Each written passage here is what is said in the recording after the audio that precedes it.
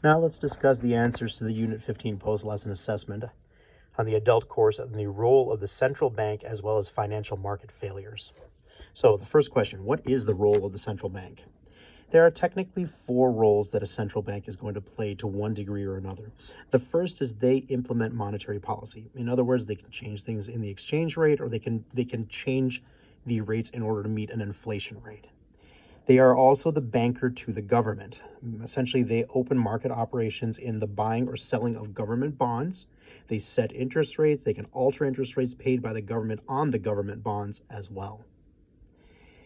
They serve two potential financial stability roles. The first financial stability role is they can act as a banker to the banks.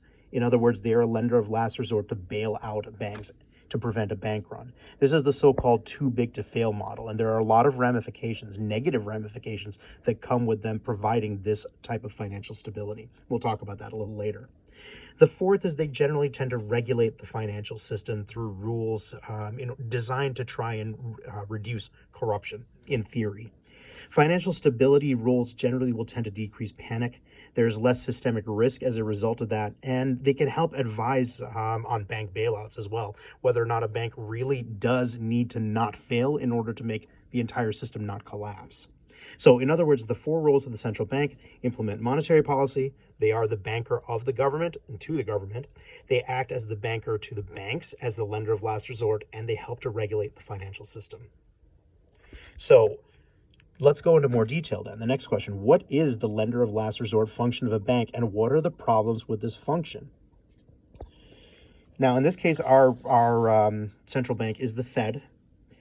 The lender of last resort is an emergency source of liquidity, basically cash that can be given at high interest, a payback to the Fed with strict regulations. So the idea here is that if the Fed has deemed a bank too big to fail, it will essentially give it cash in order for it to pay off its liabilities, with a high interest rate for a payback to the Fed in order to make up the loan that has been essentially given.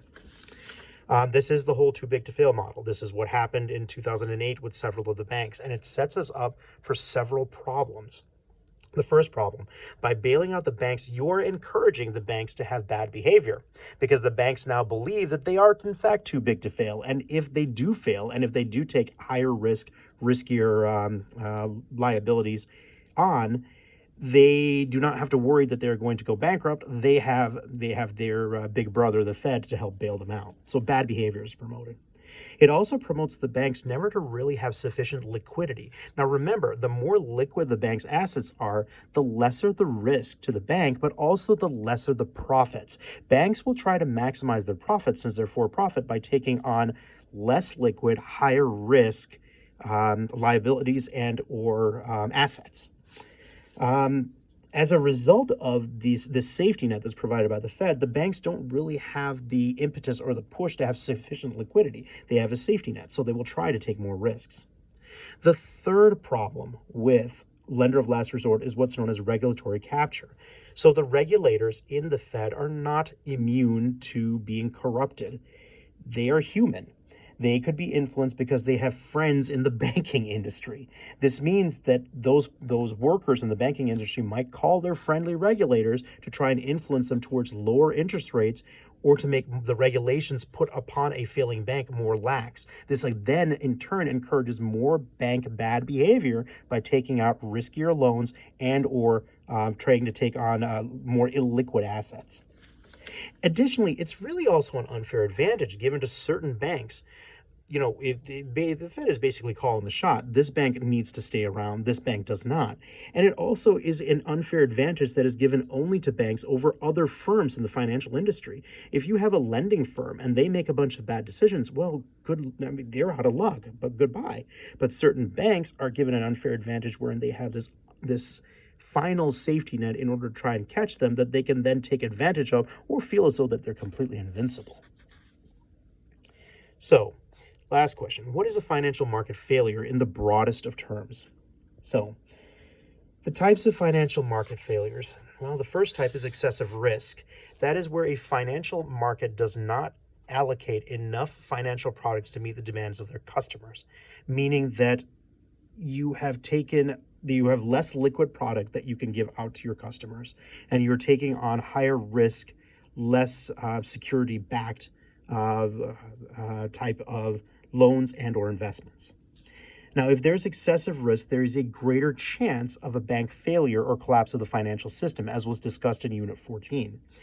Due to systemic risk, because banks generally tend to take out loans from one another or buy bonds from one another, if one bank falls, you have that domino effect where other banks can fall as well. This is known as systemic risk, since the banks are linked to each other through their bonds and their loans.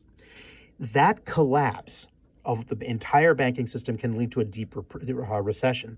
That recession means that the depositors are shit out of luck, pardon my French, because there's no liquid assets to give back to them from the bank. Additionally, there will be lost output from the bank itself, jobs become lost, and income becomes lost. Then this leads to the Fed having to step in and do their bank bailouts, decide who wins and who loses. Additionally, another type of financial market failure is collusion. So that is when you start price fixing. You fix exchange rates, leading to monopoly pricing.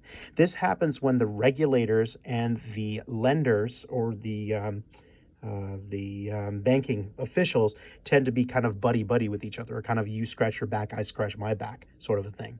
Now, back in the I want to say about maybe 20 years ago, there were some schools of thought, because there was deregulation of the financial market, that deregulation allowed for bigger markets, but as a result of that, you would have exponential growth. There was an increased amount of systemic risk.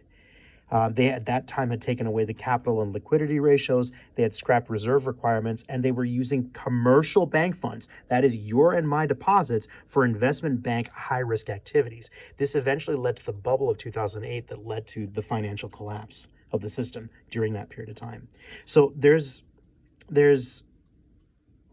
it's one of those things where you need some regulation, but the regulation shouldn't be overbearing. Prior to 2008, the regulation was fairly non-existent, leading to that bubble. You had a backlash leading to overregulation, and you kind of see a pendulum swinging back and forth regarding the regulations in the financial system. And it is these back and forth regulations that end up leading to your boom and bust cycles.